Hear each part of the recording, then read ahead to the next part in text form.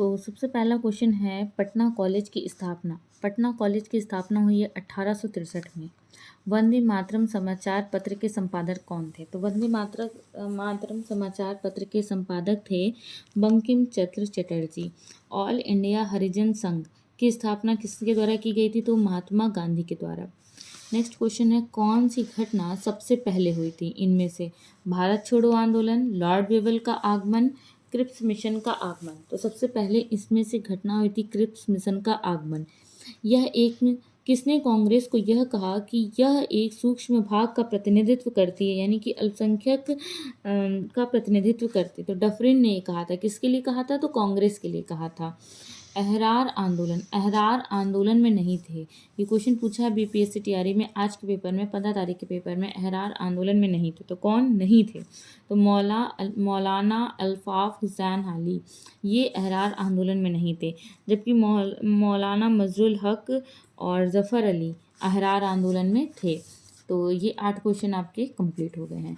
Next है history से ही, modern history के क्वेश्चन है। 1832 से 33 में कोल विद्रोह हुआ था। तो कोल विद्रोह का जो आंसर है, जो पेपर में आया है, उसका तो ऑप्शन नन होगा। क्यों? क्योंकि कोल विद्रोह के लिए बुद्धू भगत, कोल विद्रोह का नेतृत्व किसने किया था? बुद्धू भगत ने किया था। लेकिन ऑप्शन में इसका कोई भी प्रमाण नहीं है, ऑप्शन में इसका कोई भी वो नहीं है, इसलिए हम इसमें क्या लगाएंगे? नन लगाएंगे, मतलब उपयुक्त में से भी कोई नहीं। बाबू कुंवर सिंह का देहांत कब हुआ था? तो बाबू कुंवर सिंह का देहांत 1858 में हुआ था। युवा बंगाल आंदोलन का नेतृत्व किसने किया था? तो हेनरी विवियन डिरोजियो ने। एटली ने कब घोषणा की कि जून 1948 तक ब्रिटिश भारत को छोड़ देगा? तो 20 फरवरी 1947 को यह घोषणा की एटली ने की कि जून 1948 तक वह ब्रिटिश भारत को छोड़ देगा। किस वर्ष बिहार को बंगाल से अलग किया गया? तो 1912 में। लेकिन ऑप्शन इसका क्या होगा? उपयुक्त में से कोई नहीं। भारत छोड़ो आंदोलन का मुख्य कारण क्या था? तो भारत छोड़ो आंदोलन का मुख्य कारण था क्रिप्स मिशन की असफलता। नेक्स्ट क्वेश्चन है, ये पॉलिटी से आएगा क्वेश्चन। हिंद भारत के संघ की राजभाषा होगी, हिंदी भारत के संघ की राजभाषा होगी, ऐसे संविधान निर्मात्री सभा की किस समिति द्वारा सितंबर 1949 में निर्णित किया गया है? तो ऑप्शन प्रारूप समिति लगभग लग रहा था, लेकिन मैच नहीं खा रहा, इसलिए इसका आंसर होगा उपयुक्त में से कोई नहीं। निम्न में से भारतवर्ष में विधि की शून्यता का कौन सा पहलू पाया जाता है? तो भारत में न्यायपालिका विवादित कार्यपालय आदेश का विधायी या उपायों का पूर्णता था उसके भाग को शून्य घोषित कर सकती है। सही है। एक शून्य विधि को संवैधानिक संशोधन के माध्यम से राज्य द्वारा पुनर्जीवित किया जा सकता है। सही है। एक संविधित पूर्णता या आंशिक रूप से शून्य घोषित किया जा सकता है, ये भी सही है। तो इसमें चारों क्या हो जाएंगे? सही हो जाएंगे। नेक्स्ट है किस समिति का मुख्य उद्देश्य 1970 से पूर्व भारत में दल बदल की सटीक परिभाषा देना था? तो चौहान समिति।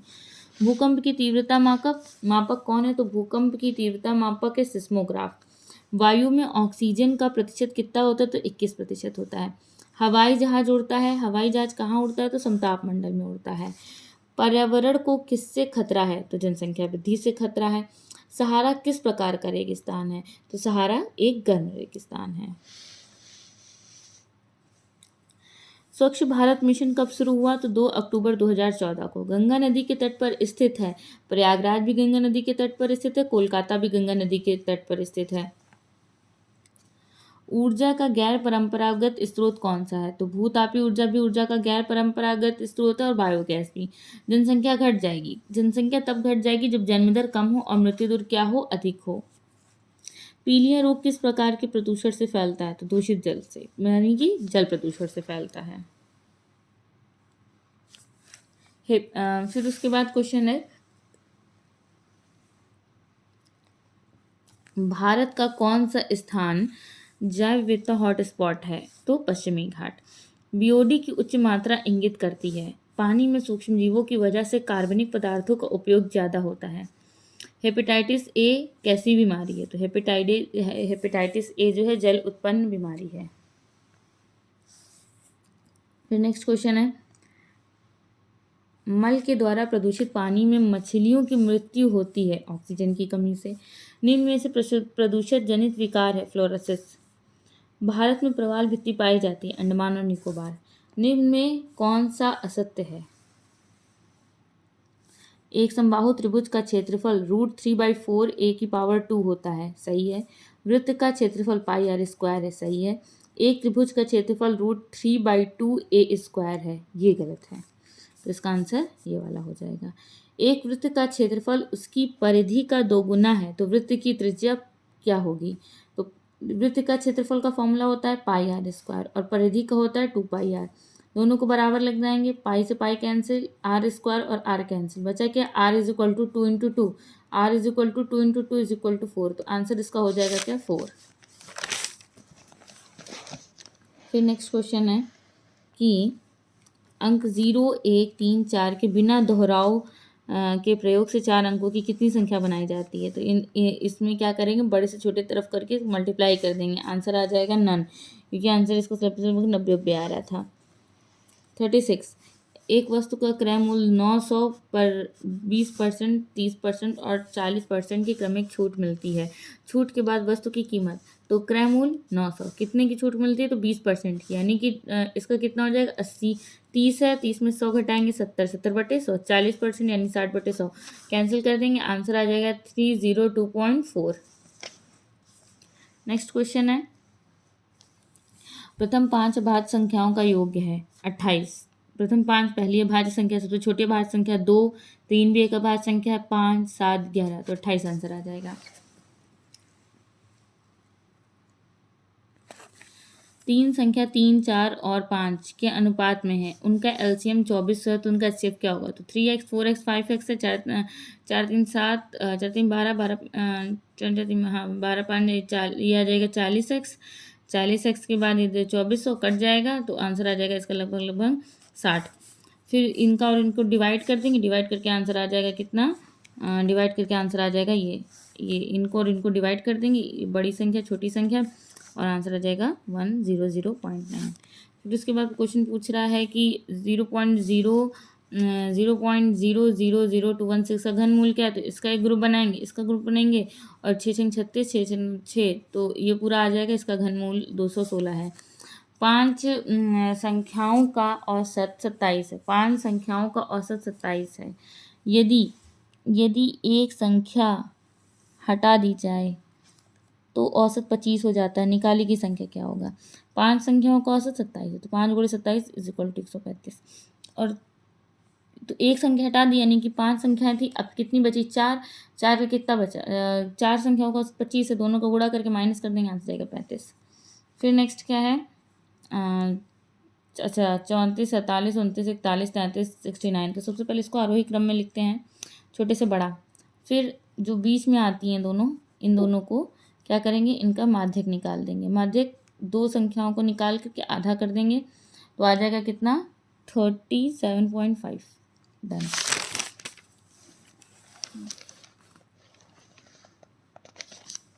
फिर 2 सहभाज्य संख्याओं का गुणनफल 117 है, उसका एलसीएम क्या होगा?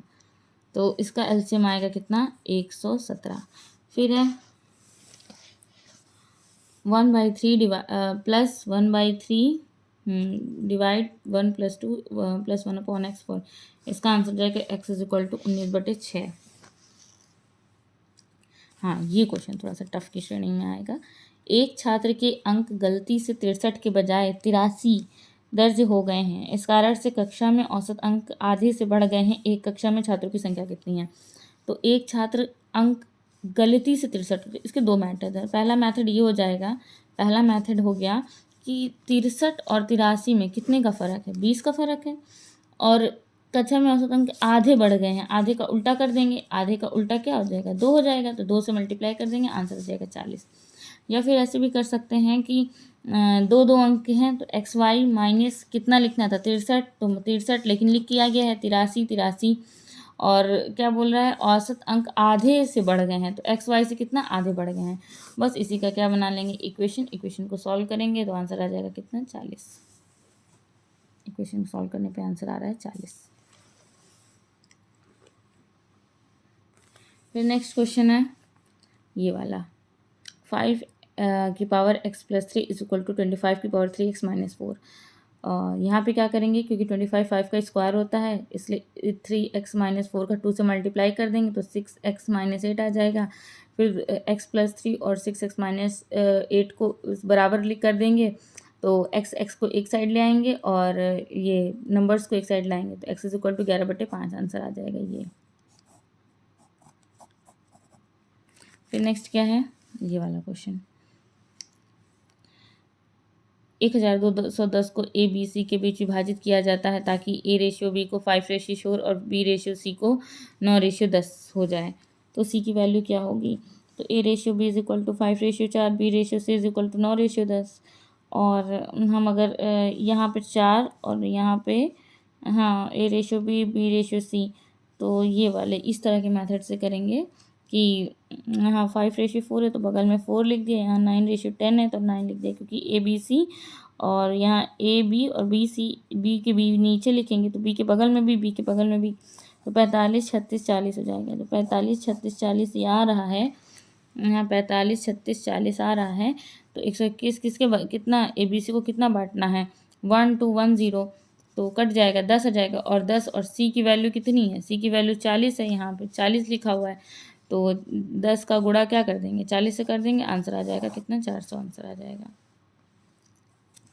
5% वार्षिक साधारण ब्याज पर निवेश की गई किसी धनराशि का मूल्य 40% तक बढ़ाने में कितना समय लगाएगा। तो सिंपल इंटरेस्ट किसके बराबर होता है, RT% के बराबर। तो सिंपल इंटरेस्ट कितना बढ़ाया गया, 40%, 40%।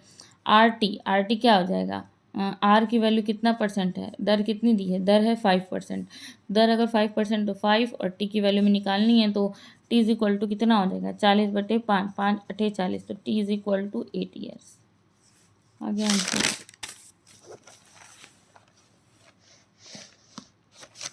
नेक्स्ट है, दो घनों का आयतन का अनुपात 8:27 है, तो इसके सतह का क्षेत्रफल का अनुपात क्या होगा। तो अनुपात कभी भी पूछे तो क्यूब निकाल लेंगे, तो 2 का क्यूब क्या होता है, 2 3 4 दूनी 8 होता है, और 27, 3 का क्यूब कितना होता है, 3 3 होता है 27, तो इसका आ जाएगा 2:3, आंसर आ जाएगा 2:3।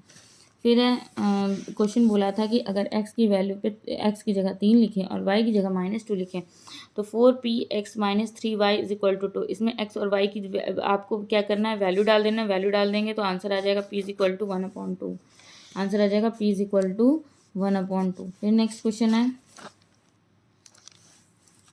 y² माइनस 7y प्लस 12, इसके आपको क्या बनाने हैं, गुणनखंड बनाने हैं। तो ये तो ईजी है, ऐसी कोई संख्या लेना है कि जिसको जोड़ने पे क्या हो, 4 3 7 आए और मल्टीप्लाई करने पे 4 3 12 आए, बस ऐसी संख्या लेकर के आपको गुणनखंड 2 मिल जाएंगे, y-3 और y-4। फिर पूछ रहा है कि इसका बहुलक बताना है, तो 9 और 1 ऐसी संख्याएं हैं जो 3 बार आई हैं, तो 9 और 1 दोनों इसके, तो इसमें मोर देन 1 आंसर आएगा, मोर देन 1 या फिर उपयुक्त में से अधिक। नेक्स्ट क्वेश्चन है, निम्न में वह कौन सा यंत्र है जिसके द्वारा परिपथ में बहने वाली धारा की पहचान होती है। अगर पूछे पहचान होती है तो गैल्वेनोमीटर। और धारा की उपस्थिति का पता लगाए, तो जब धारा की उपस्थिति का पता लगाए तो क्या हो जाएगा आंसर, अमीटर हो जाएगा। और अगर यहाँ पहचान के लिए गैल्वेनोमीटर। सितारों की चमकने की प्रकाशीय प्रक्रिया किसके कारण होती है, तो वातावरणीय अपवर्तन। ऑप्शन इसमें लिखा था क्या, वातावरणीय अपवर्तन। नेक्स्ट क्या है, पेंसिलिन मग में गर्म चाय पीना सुविधाजनक है स्टील के गिलास की तुलना में, तो इसका आंसर हो जाएगा क्या, इसका आंसर हो जाएगा पेंसिलिन ऊष्मा का कुचालक है। फिर क्या है, अवतल दर्पण द्वारा बनाया गया प्रतिबिंब कैसा होगा, तो इसका आंसर हो जाएगा उपयुक्त में से कोई नहीं। निम्न में कौन सा एम्फोटेरिक अणुओं में शामिल है, तो इसका आंसर हो जाएगा जल। लुईस की अभिधारणा निम्न में से किसके बर्ताव को व्याख्यायित करती है, तो प्रोटोनिक एसिड। उदासीनीकरण प्रक्रिया का उत्क्रम क्या है, मतलब उदासीनीकरण प्रक्रिया का उल्टा क्या होगा, तो हाइड्रोलाइसिस। फिर क्या है, निम्न में से द्वितीय प्रदूषण है, तो निम्न में से द्वितीय प्रदूषण का आंसर हो जाएगा नन, क्योंकि जो कार्बन मोनोऑक्साइड और हाइड्रोजन फ्लोराइड था ये तो प्राथमिक प्रदूषण था, और CO2 ऐसा कुछ खास प्रदूषण था नहीं, तो इसका आंसर हो जाएगा नन। DNA में कौन सा भाग प्रोटीन का सूचना देता है, तो ये पता है कि इसका जीन।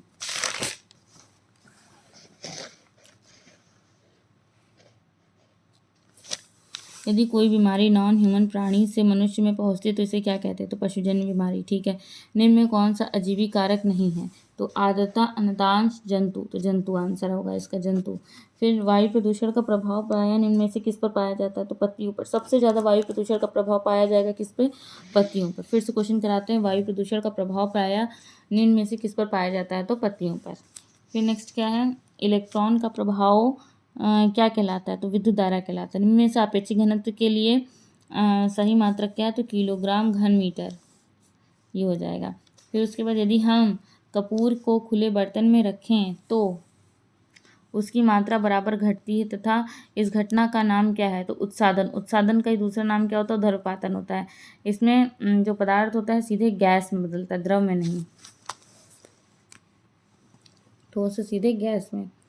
तो कमरे के ताप पर द्रव स्थिति में रहने वाली धातु है। तो अगर द्रव स्थिति में रहने वाली धातु पूछे तो पारा हो जाएगा। केंद्र सरकार ने अटल भूजल योजना की समयावधि कितनी बढ़ाई? तो 2025 तक बढ़ाई। किस भारतीय प्रौद्योगिकी संस्थान ने तंजानिया में अपना परिसर खोलने का निर्णय लिया? तो IIT मद्रास में। फिर उसके बाद भारत के नए संसद भवन को देश को कब समर्पित किया गया था? 28 मई 2023 में। भारत का चंद्रयान 3 चंद्रमा की सतह पर कब उतरा? 23 अगस्त 2023। सरकारी सूत्रों के अनुसार कोविड-19 के कारण मिड 2023 तक कितने भारतीयों की जान गंवाई गई? तो इसका कोई सही डाटा नहीं दिया गया, इसीलिए इसका ऑप्शन होगा उपर्युक्त में से कोई नहीं। बाकी आप ऑफिशियल आंसर की का वेट करिए, आने दीजिए।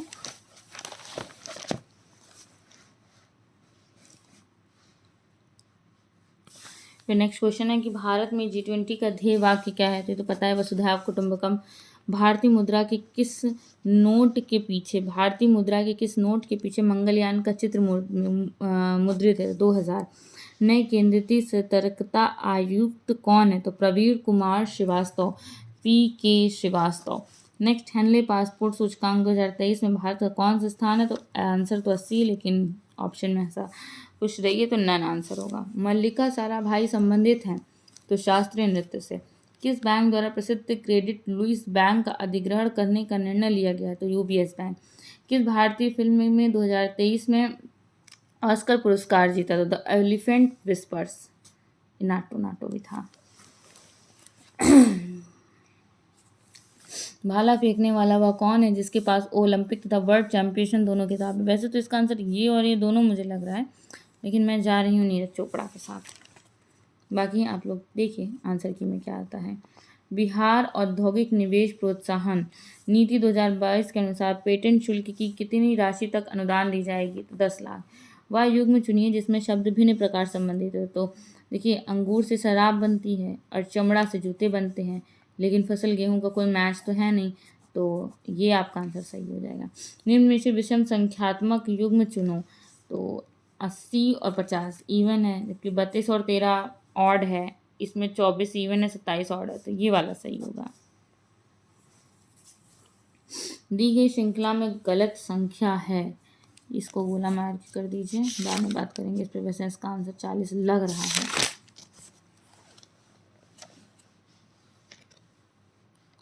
ये क्वेश्चन बहुत इजी आया है। एक दौड़ में मोहन नामित के तेज दौड़ा। एक दौड़ में मोहन नमित से तेज दौड़ा तथा ओम पवन से तेज दौड़ा। यदि नमित तथा ओम दोनों बराबर थे तो दौड़ में प्रथम कौन आया? तो इसका आंसर क्या है? मोहन और नमित, मतलब नमित से ज़्यादा तेज मोहन दौड़ा और ओम और पवन बराबर हैं, तो जाहिर सी बात है आंसर हो जाएगा इसका मोहन। इसका आंसर हो जाएगा मोहन।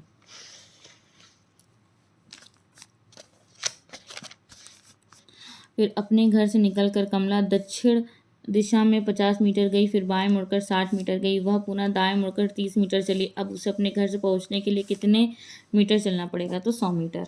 आंसर इसका 100 मीटर है।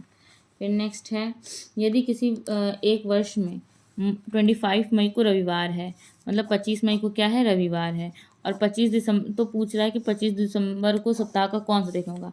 तो 25 मई को रविवार है, तो 25 दिसंबर को कौन सा वार होगा? तो देखिए 25 मई के बाद कितने दिन बच रहे हैं? 6 दिन बचे, हमें ऑड डेज निकालने हैं, ऑड डेज। उसके बाद मई, जून में 2 हैं, जुलाई में 3 दिन बच रहे हैं, अगस्त में 3 दिन बच रहे हैं, सितंबर में 2, अक्टूबर में 3, नवंबर में 2 और दिसंबर में 4 दिन बच रहे हैं, तो 7 का पेयर क्या करेंगे, 7 का पेयर काट देंगे, जो 7 का बचा क्या, 2 और 2 का पेयर बचा, 2 और 2 4, रविवार में 4 जोड़ेंगे, क्या आ जाएगा, गुरुवार, गुरुवार का आंसर आ जाएगा। फिर उसके बाद नेक्स्ट क्या है, PQRST, ये वाले इसका आंसर जाएगा PQRST। एक कमरे के वृत्त में बैठे हैं, P का मुंह दक्षिण पश्चिम दिशा में है, मुंह दक्षिण पूर्व की दिशा की तरफ Q तथा T में क्रमशः P तथा S के सामने R S एवं Q के मध्य समान दूरी पर है। R का मुंह किस दिशा में होगा, क्योंकि मुंह इधर होगा, देखिए ये क्वेश्चन इस तरह सॉल्व होगा, और इसमें क्योंकि मुंह इधर करके बैठा होगा तो पश्चिम दिशा में, इसका आंसर हो जाएगा राइट, पश्चिम।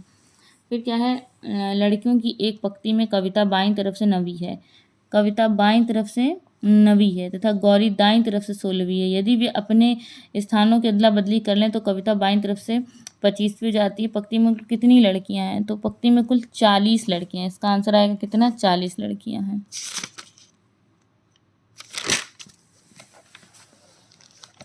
ये मिसिंग नंबर आपको एनालिसिस में बताया जाएगा।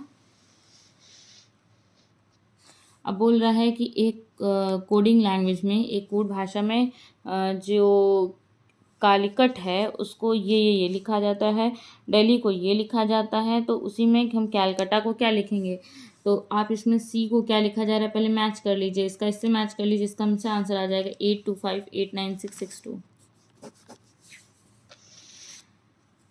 फिर बोला है कि कोड लैंग्वेज में मिल्टन को LMRJK, माउस को CQSMK, तो टेकन को क्या हो जाएगा, तो LCIYR हो जाएगा। नेक्स्ट पूछ रहा है पैटर्न का अनुसरण करते हुए दी गई श्रृंखला में लुप्त अक्षर क्या होगा, तो इसका आंसर हो जाएगा P। नेक्स्ट है क्वेश्चन नंबर 95, सोन नदी का उत्पत्ति स्थल अमरकंटक में कहाँ है, तो मैकाल श्रेणी, ये मैकाल श्रेणी हो जाएगा इसका आंसर। MP का लगभग कितना प्रतिशत क्षेत्र कृषि योग्य है, तो 50%, कितना, 50%। पर्यावरण प्रदूषण ने जन्म दिया, इसका आंसर भी अब आपको एनालिसिस में बताया जाएगा। बिहार के किस जिले में गेहूं से ज़्यादा होता है, तो बिहार के रोहतास जिले में, बिहार के किस जिले में गेहूं सर्वाधिक होता है, तो रोहतास में। भ्रंश स्कार्प क्या होता है, इसको भी एनालिसिस में डिस्कस करेंगे NCERT से। फिर नेक्स्ट क्वेश्चन क्या है, बिहार के किस जिले में चीनी का उत्पादन होता है, तो पश्चिमी चंपारण में चीनी का सर्वाधिक उत्पादन होता है। खीर भवानी मेला आयोजित किया जाता है, तो जम्मू कश्मीर में। भारत की सबसे बड़ी सिंचाई नहर सबको पता है, इंदिरा गांधी नहर। राष्ट्रीय जनता दल की स्थापना कब हुई थी, 1997 में।